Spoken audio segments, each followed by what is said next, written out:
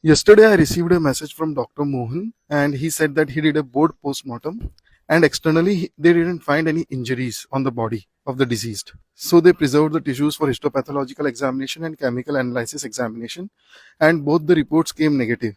So, his question was, can he give cause of death as obscure autopsy? His another question was whether doctors are obligated to take photographs in each and every postmortem. An autopsy is called as obscure autopsy when the cause of death is difficult to determine and it requires further investigations like histopathological, chemical, biochemical, virological, etc. These types of autopsies are seen in 20 to 25% cases where there are no gross findings during the autopsy. Common causes of obscure autopsy include epilepsy, acute asthma, thyrotoxicosis, injury to heart, anesthetic overdose, narcotic poisoning, diabetes, adrenal insufficiency, drug idiosyncrasy. There is another similar term related to it which is called as negative autopsy. Negative autopsies are those autopsies where the cause of death is not determined even after gross findings, and also these histochemical, histopathological, biochemical, microbiological, virological findings. So in such cases, the cause of death remains undetermined. Negative autopsies are seen in 5 to 7% of all total autopsies.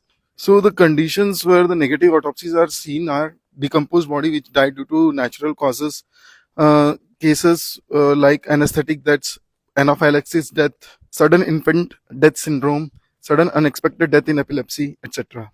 So the cause of death in the case of Dr. Mohan, which they did in board postmortem, will be no definite opinion regarding the cause of death can be given. Answer the second question, whether the postmortem photography is done in every case.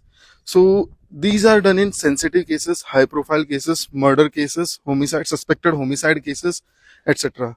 You have to demand a police officer to arrange a forensic photographer and who will take the photography and the videography during the whole process. And one copy of photographs and the videographs should be received from the police. So if you find this video insightful, please share to your medical officer's friend. DM me for more medical legal query. Thank you.